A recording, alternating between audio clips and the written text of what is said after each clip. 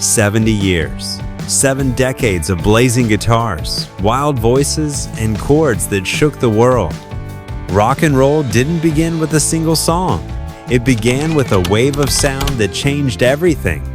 In the 1950s, when television was still a luxury and young people were just starting to find their voice, music became their cry for freedom. It was fast, loud, electric, and completely uncontrollable. In the midst of a rigid society came a rhythm that broke barriers, united races, scandalized adults, and awakened entire generations. Today, we're going back to the roots of that revolution, to remember 10 legendary songs that are turning 70 tracks that didn't just spark the birth of rock and roll, but still sound as powerful as they did on day one. Ready to go back to where it all began? Then turn it up, because this isn't just music, it's history.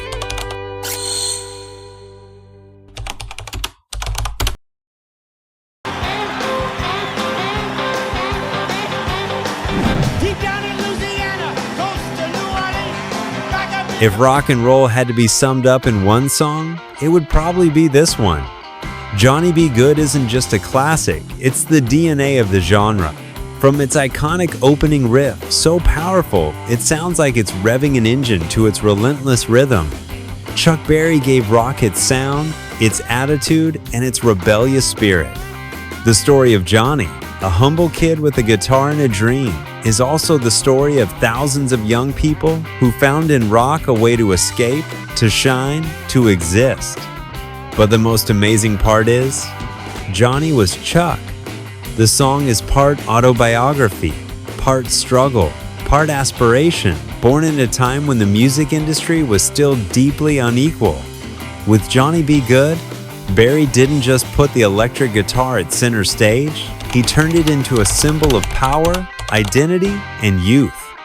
His dynamic playing, sharp lyrics, and direct influence on artists like the Beatles, the Rolling Stones, and AC/DC make him a cornerstone of eternal rock. This song had such an impact that NASA chose it to travel on the Voyager spacecraft as a representation of humanity's sound.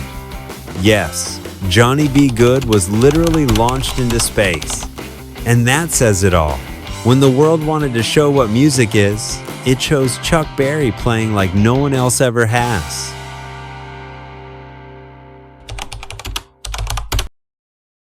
You ain't nothing but a hound dog, crying all the time. Elvis didn't invent rock and roll, but he turned it into an unstoppable explosion.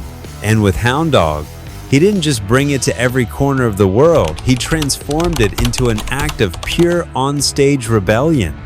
What began as a blues tune sung by Big Mama Thornton became a cultural earthquake when filtered through Presley's voice and moves. Hound Dog was far more than a commercial hit. His television performance, shaking hips, raw energy, screaming girls, was the exact moment rock stopped being just music and became a social phenomenon.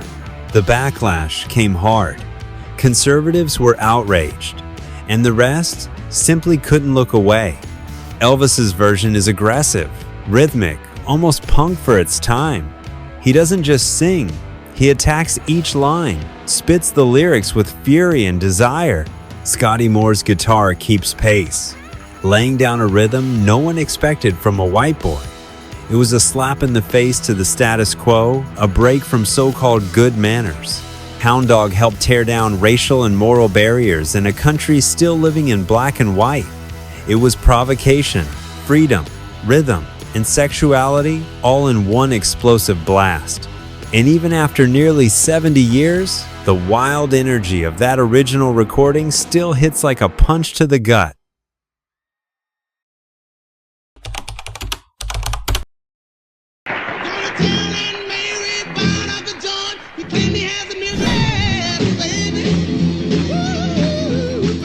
When Little Richard opened his mouth, the world shook.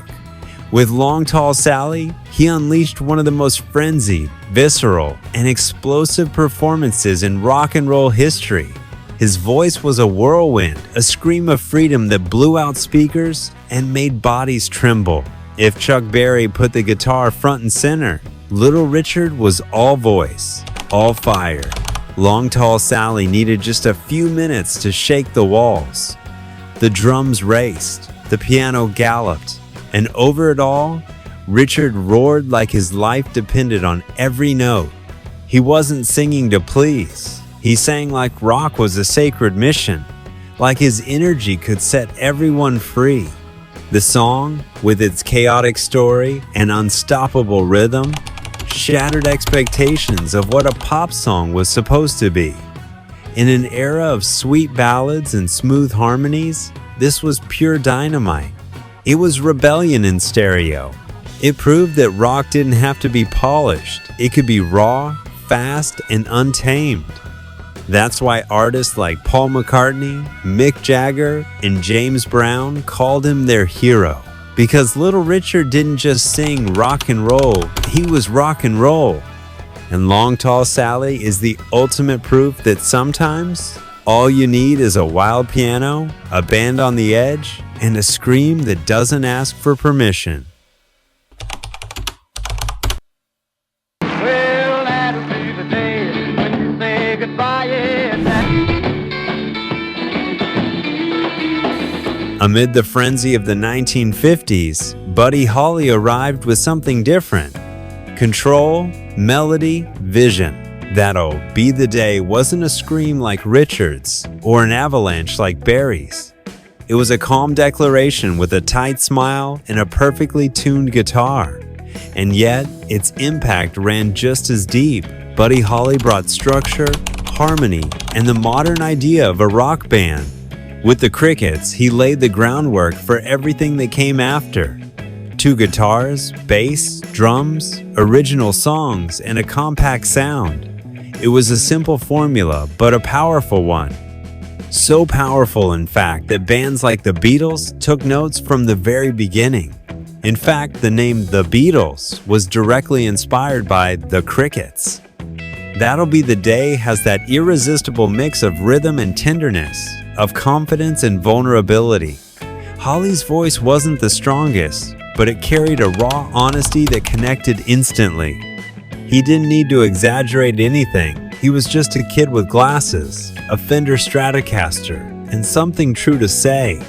When Buddy Holly died in 1959, in that tragic plane crash alongside Ritchie Valens and the Big Bopper, the world lost one of its brightest minds. But songs like this still sound like the beginning of something eternal.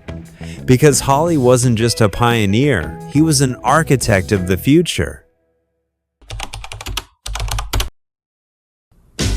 You shake my nerves and you rattle my brain.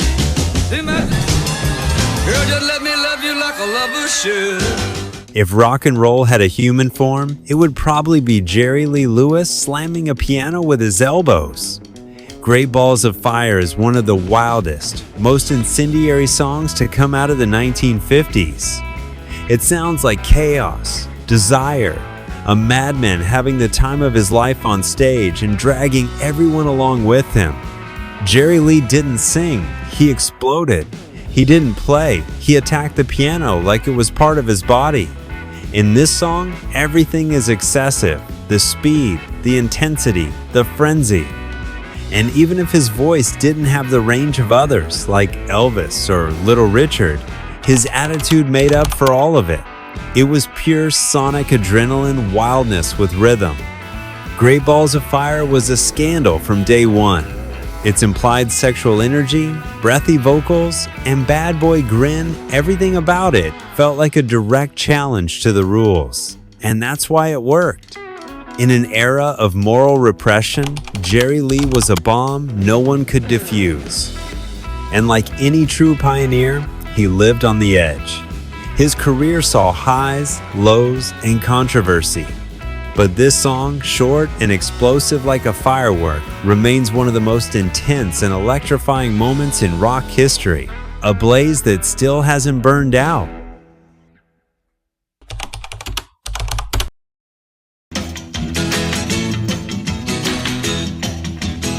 I'm gonna take Summertime Blues is more than a song. It's the teenage shout before teen rebellion was even a thing in music. Eddie Cochran captured in just over 2 minutes what millions of young people were feeling during a time of strict conformity, frustration, boredom, and the need to break free. With its simple but powerful riff and straightforward structure, Cochran didn't just create a classic, he laid the groundwork for the harder rock sound that would come years later. Bands like The Who and Led Zeppelin would build on this very foundation.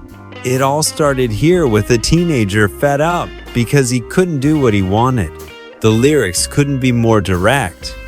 Trouble with work, with adults, with politics. I called my congressman and he said, "I'd love to help you, son, but you're too young to vote." In one line, Cochran summed up the feeling of an entire generation, shut out of the conversation but full of opinions.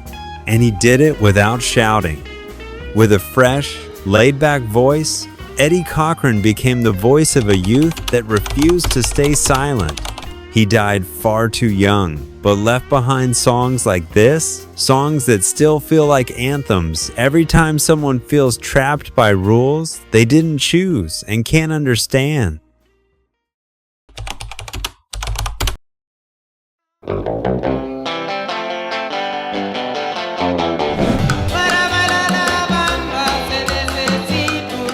Ritchie Valens didn't just break molds, he blended them.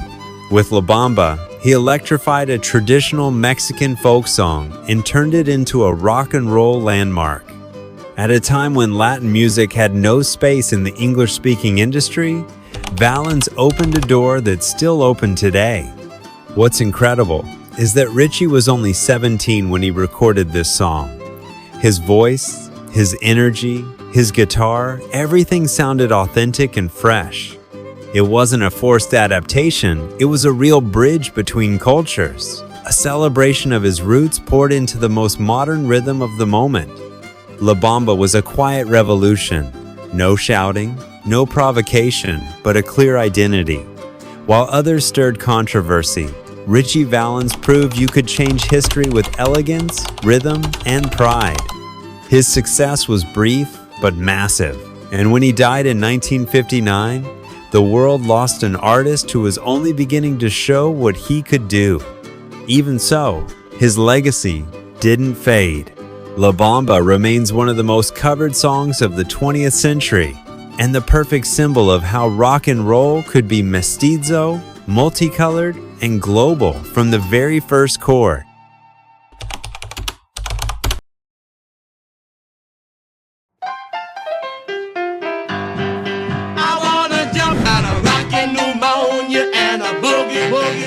Amid the frenzy of fast rhythms, distorted guitars, and wild vocals, Huey Piano Smith brought something else: swing, humor, and New Orleans soul. Rockin' Pneumonia and the Boogie Woogie Flu wasn't just a hit, it was a statement of identity. The piano could rock too, and did it ever. The song has that contagious energy that makes your feet move from the very first beat. And even though it talks about an illness, everyone knew it was really about the addiction to rhythm, to the new sound that was sweeping everything in its path. The clever wordplay between the Asian flu epidemic and the fever for rock and roll was as witty as it was bold. Musically, Smith was a boogie piano genius, and with the Clowns, he formed one of the most spirited bands of the decade. They weren't chasing drama or epic statements, just pure, breathless fun. His influence can be traced through artists like Dr. John, Fats, Domino, and the entire celebratory Southern scene. Rockin' Pneumonia isn't always the first song mentioned when talking about the 50s, but without it, rock and roll wouldn't have had the same flavor.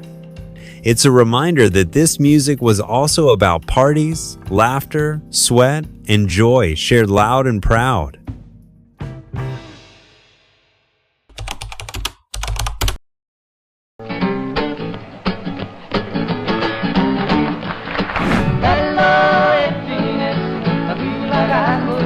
In a world of electric guitars and pounding drums, the Everly Brothers proved that two voices could be just as powerful.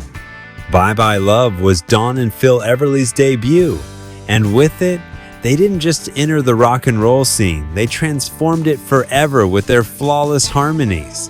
The song spoke of heartbreak, but not with sorrow, with rhythm. It was light, melodic, catchy.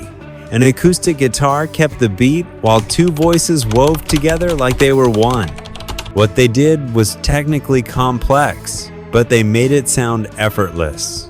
That was their magic. Bye Bye Love had a direct impact on an entire generation of musicians, from the Beatles, who mimicked their vocal style on early albums, to Simon and Garfunkel and the Beach Boys.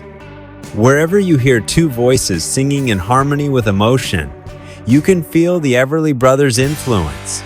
And even though they didn't have the aggression of other rock and roll icons, their impact was just as lasting. In a genre often dominated by energy and rebellion, they brought sweetness, precision, and a different kind of connection. Bye Bye Love is a classic not because of its volume, but because of its beauty.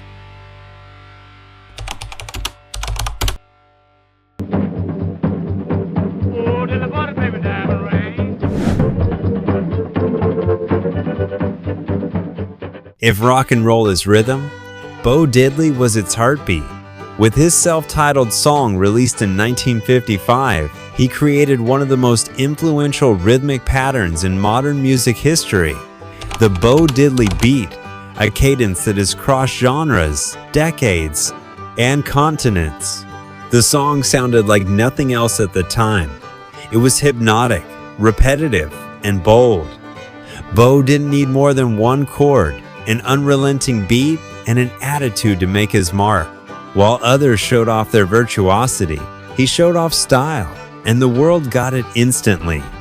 That rhythm was picked up by everyone from Buddy Holly to the Rolling Stones, and later by U2, The Clash, and even Beyoncé. Bo Diddley didn't just play rock, he redefined it through repetition and raw power. His stripped-down, almost tribal sound proved that what's essential can also be what hits the hardest. Bo Diddley was minimalism turned into revolution. He didn't need to shout or race just to keep the beat, like a drum that never stops. And with that, he became one of the foundational pillars on which everything that followed was built. 70 years have passed since these songs first began to play, and they're still alive. Not just because they mark the beginning of an era, but because each one lit a different spark in the history of rock and roll. One guitar, one voice, one rhythm, and the world was never the same again. These songs weren't made to go down in history. They were made from emotion, from the urge to break the silence, to dance, to scream, to live. And maybe that's why they still hit so hard, because they were real, and they still are. Now we want to hear from you. Which of these songs is your favorite? Does it bring back a special memory? Tell us in the comments, because this story wasn't just written by Chuck, Elvis, or Buddy. You're writing it too, every time you hit play. If you enjoyed this trip through time, don't forget to like, subscribe, and turn on the bell. We'll see you in the next video where music is forever.